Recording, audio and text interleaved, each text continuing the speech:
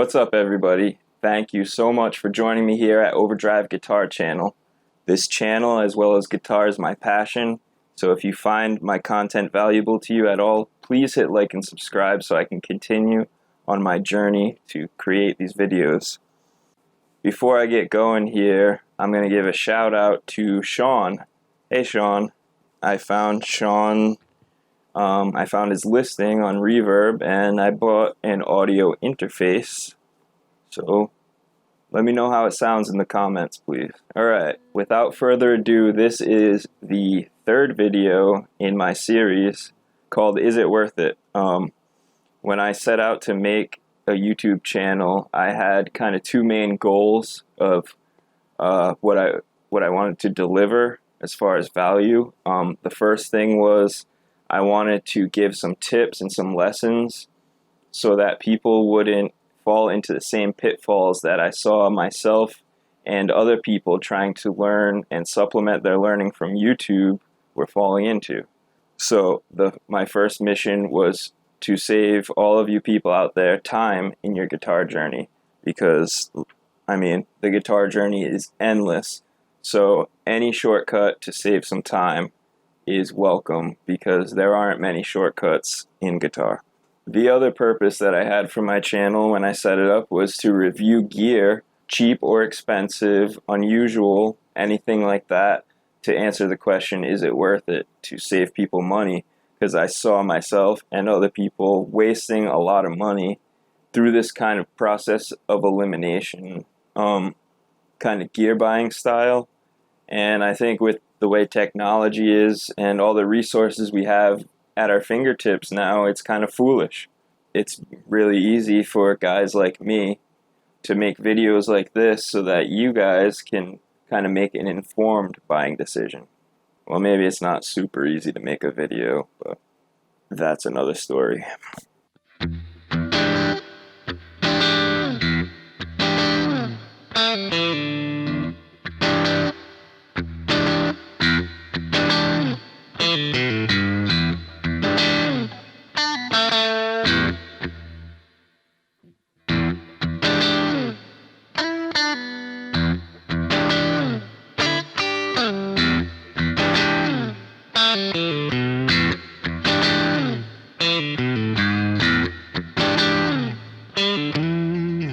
So I'm going to try to work in a little bit of playing here and there, since today's video is not a playing video or a lesson video or a demo video. I don't want to just kind of be a talking head and kind of put you guys to sleep out there. So I'll try to slide some playing in when I can or when I think it's appropriate. But this, just so that you know, isn't really a playing video. So this is Arlo. Arlo is my number one. It's a 2010 American Standard Strat. If any of you guys remember, before they kind of got licensing, before Fender kind of got licensing or an agreement to make the Gilmore stuff, which they still don't really have except for the custom shop, but they were trying to get the licensing, couldn't. They kind of counted their eggs before they hatched, so to speak. So they had a bunch of these guitars that were David Gilmour-like without the signature. They put them out anyways. So this was one of those. So it started life as a maple neck, black pickguard, black hardware, black tuners. The Strat buttons are still black. Just a Gilmour inspired, just an American Standard, good, solid Fender American guitar. So this kind of brings me to how I got it, because I bought it used, and I bought it right at the beginning of the pandemic. And I'm gonna kind of give you a quick version of the story of how all this came about and why I put this neck on this guitar. So I found this guitar on Craigslist right when the whole COVID thing kicked off. I had some money burn a hole in my pocket. I didn't have any good electric guitar, which, if you're anything like me, it was killing me. So I want an electric guitar. I wanted one very soon. No stores were open. They had all just shut down because of COVID. And excuse me. And at this point, even mail orders, they were taking orders, like Guitar Center and places like that. They were taking orders, but they were kind of saying, we don't really know when we're going to ship it out. So I didn't really want to put money out there like that and not know when I was going to get an instrument. There was all kinds of sort of minefields to navigate because of COVID. So, long story short, I looked on Craigslist to see if I could find a local instrument. Saw this one. I went and I talked to the guy. Now, he kept making it a point that, first of all, I'll say, he was telling me how it was kind of a Gilmour inspired, but even though he got rid of the black Gilmour pickguard and some of the hardware, he put the 7-way switch that some people call the Gilmour style switch, if anybody's familiar with that. So it just activates the neck pickup in positions that aren't the neck. So in other words, you can run all 3 pickups or the neck and the bridge. So he was telling me how he installed that himself and emphatically telling me how he had just paid for a professional setup, which I thought was kind of weird that he put some pickups in, but he couldn't set the guitar up himself. Anyways, I went over his house. Like I said, COVID had just kicked off. He had an amp set up in the basement for me, mask on, all that jazz. I went down there. He opened the case, beautiful guitar. I picked it up. The neck shape felt pretty good in my hands. Actually, the stock neck was a little fatter than I like, actually. I'm kind of I don't like super thin, like wizard style necks, but I like pretty thin necks. Kind of the thinner style Fenders where I live. So I picked up the guitar. It felt great. It looked pretty good. Again, he told me how he had just had it professionally set up. Apparently, this was a selling point to him. But as soon as I tried to play the guitar, the setup was so terrible that it wasn't even really playable. I kind of got some stuff out of it, but it was bad enough that I couldn't really judge how good of an instrument it was. And of course, I caution against this. I really wanted a guitar that day. I wanted to go home with one, so I bought it. Of course, this was dumb, but it's what I wanted, so I did it. I got it home. I set it up. I knew it was going to be a decent, solid guitar. It's an American Standard Fender. They don't really put out too many lemons. So I get it home. I set it up. That's when I noticed the frets were kind of low, which I should have noticed that the frets were kind of low when I was checking the guitar out at the guy's house. But again, I was so hung up on going home with a guitar that day that it was just kind of overlooked. So I set up the guitar. I start playing it. It plays pretty well. Now, I hadn't had a good guitar, like I said, because of all kinds of life circumstances for a while. So it was kind of this honeymoon period when I first got it, but it didn't last very long. Immediately, I noticed the guitar was kind of dead. There was no resonating of the body, no kind of feeling of notes through the neck. You don't always get that with every guitar, but I want a lively guitar, of course. So that was really disappointing, but the whole COVID situation and everything, I'm kind of thinking, what am I going to do? Started thinking about my options. I actually listed the guitar for sale, but nobody showed any interest. So I started looking at replacement necks, and immediately when I went on Fender's website, I noticed a new product, which was this product. It's a roasted maple neck made to be a replacement neck, made out of the Mexican factory. So it's roasted maple Pau Ferro fretboard with the kind of classic gold and black logo. I really do not like the style of logo that they were putting on Mexican guitars for a long time. The solid black, it just doesn't jive with me. But anyways, I saw these necks online. They look great. I knew that I didn't want to spend I think it's about $550 for an American replacement neck. I knew I didn't want to spend that. This guitar already had kind of aggravated me because I didn't do my due diligence and check the guitar out well in the guy's basement.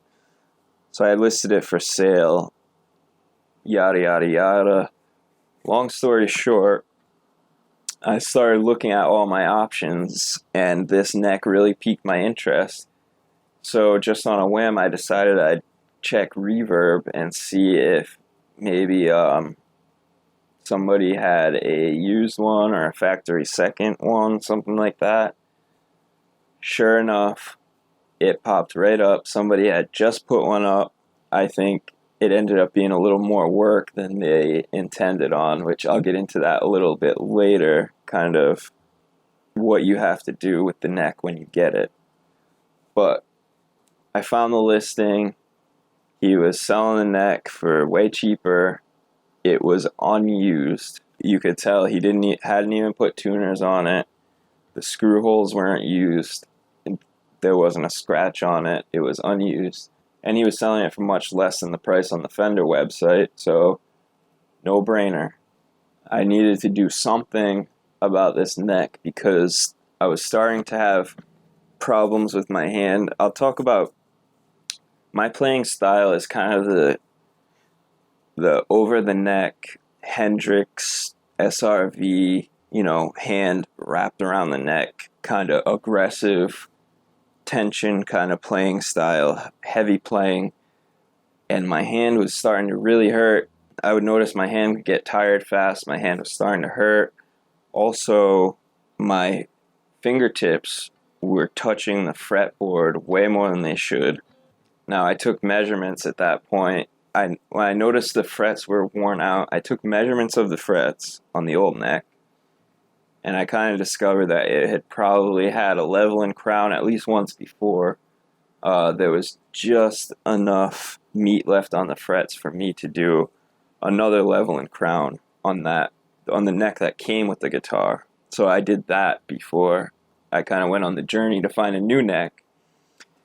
I did that, and still my hands were getting tired. I noticed that because the frets were so low, my fingertips were dragging on the fretboard. And Fender has remedied this now, but back then they were just glooping finish on their maple fretboards. So it had that thick, hard layer of finish, and it was just creating too much drag, not only in the palm of my hand, excuse me, but under my fingertips on the fretboard. So I knew the neck had to go, or the guitar. I found this neck. It was like too good to be true, the price, the timing. So of course I hit buy right away.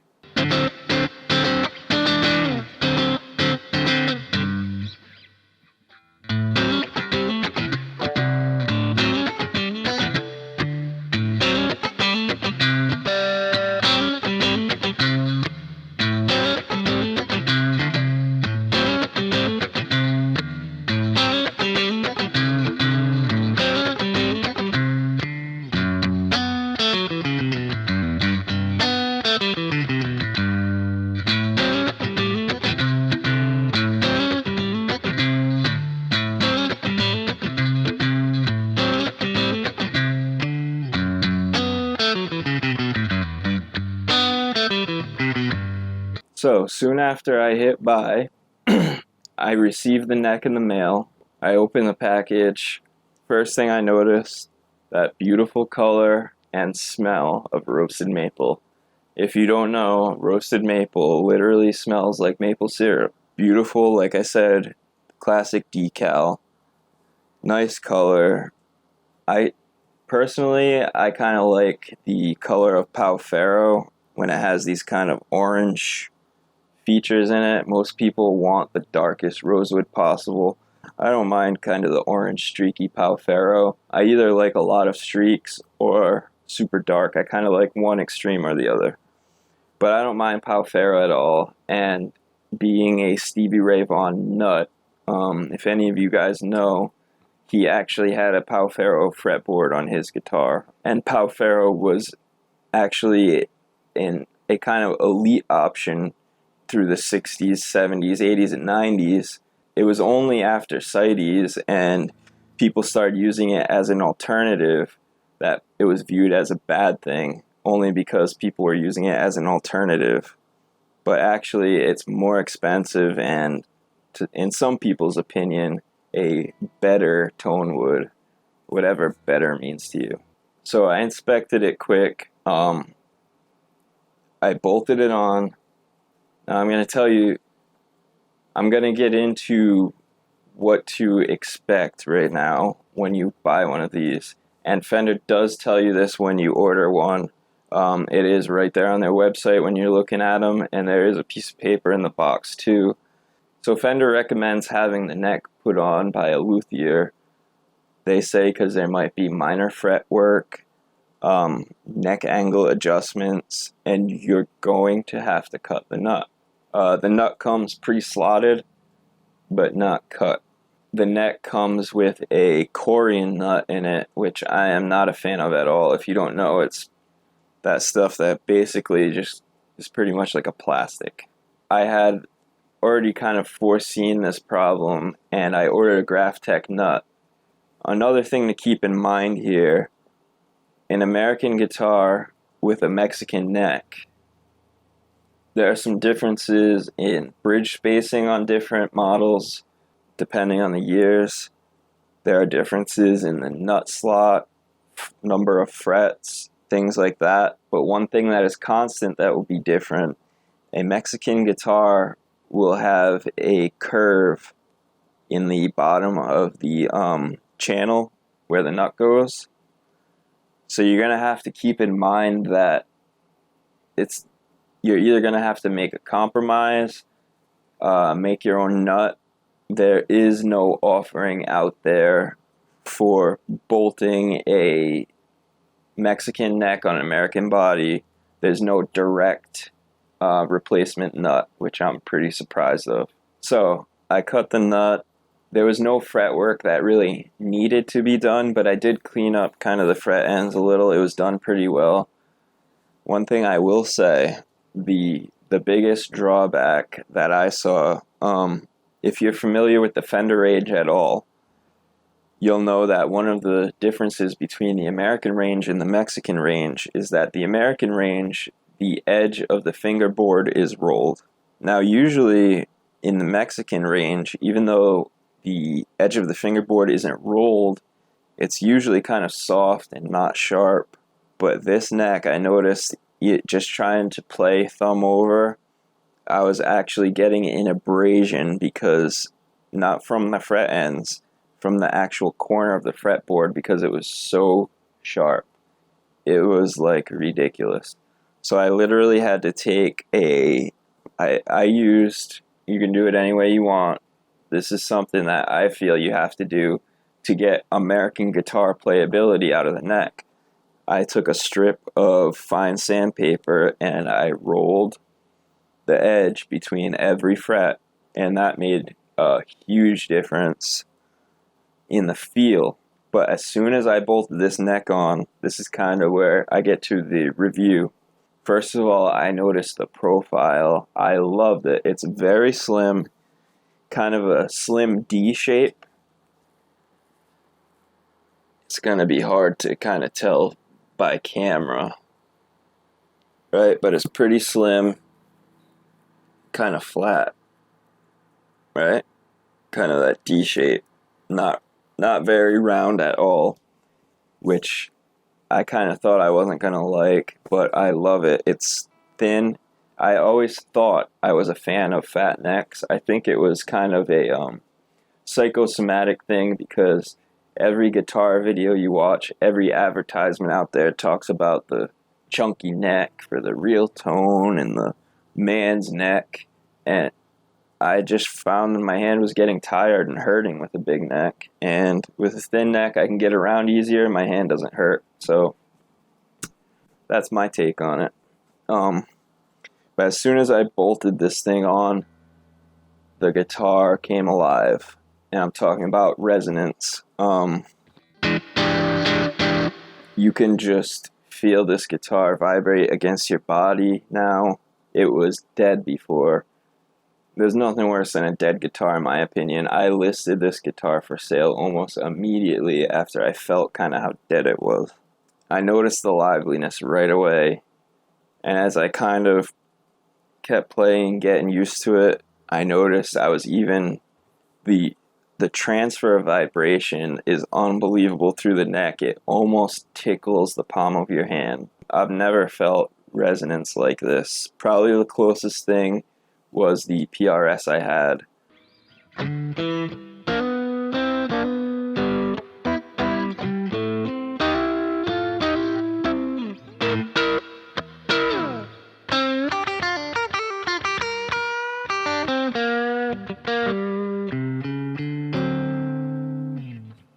So I'll just kind of do a quick recap, some pros and cons.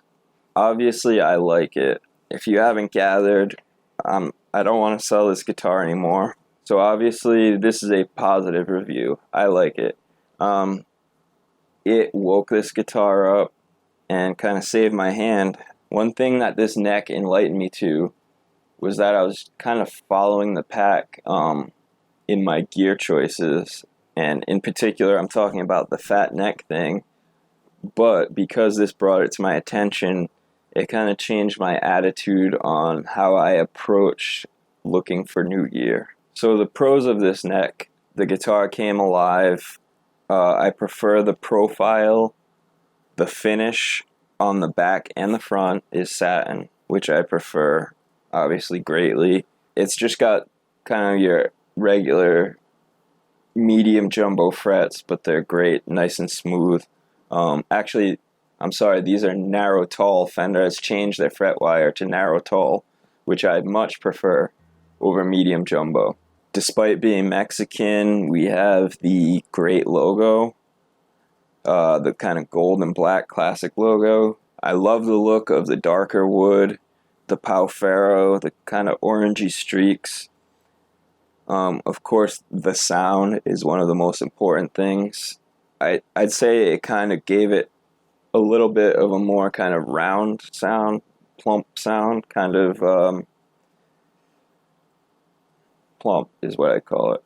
And kind of the last pro that I'll touch on is the price. It's a Mexican neck, so it's about half the price of an American replacement neck. So if you're in the position where you need to be a little more frugal like me, it's a great option. The cons are you're going to have to put a little bit of work into it or have somebody else install it. You're going to have to cut the nut. You're going to have to keep in mind that there's no direct replacement on the market for a nut with a curved bottom. So a nut that'll work with a Mexican neck with the spacing of an American guitar. So there's kind of a compromise, or you're going to have to cut a nut. And of course, kind of the plastic nut that comes with it is, in my opinion, just a throwaway. So that's a con to me. And the other con, and this might be why the guy sold it, it looks like they dyed the fretboard maybe with something that was in a spray gun, and they didn't get the correct angle down here at the end. If you look really close, there's a spot that looks like everything else has been dyed, and just a little stripe where the nut was didn't get done. But you have to look close. Doesn't bother me at all. I don't even notice it, actually. I almost forgot about it. So to package it all up, would I recommend this neck to somebody to buy for a replacement for either a Mexican or an American Strat? Or the best idea that I can come up with for use for this neck: if you have a Squire body that has a bad neck, man, you could have a great guitar if you bolt one of these necks on. And they do make telly necks, and they do make roasted maple replacement necks with maple fretboards as well. Yes, I would recommend this neck to somebody that doesn't mind spending the extra cash or putting in the extra half an afternoon and some elbow grease to kind of clean up the fret ends, cut your nut nice, make sure everything is done well. Also keep in mind, of course, it doesn't come with tuners. I actually didn't have a staggered set at first, and then I got a staggered set right after. So unfortunately, I had put the string tree on too soon. I could have left it off and had no hole, but it's okay. Adds a little character. Chicks dig scars, right? So overall, great review. If there's any new products out there that you want people to know about, please leave them in the comments section, and I'll get back to you. I'll try to review them. If there's any products that you want to see reviewed, if there's any aspect of playing that you're having trouble with right now, leave it in the comments, and I will get to it. Thanks, guys, and keep rocking.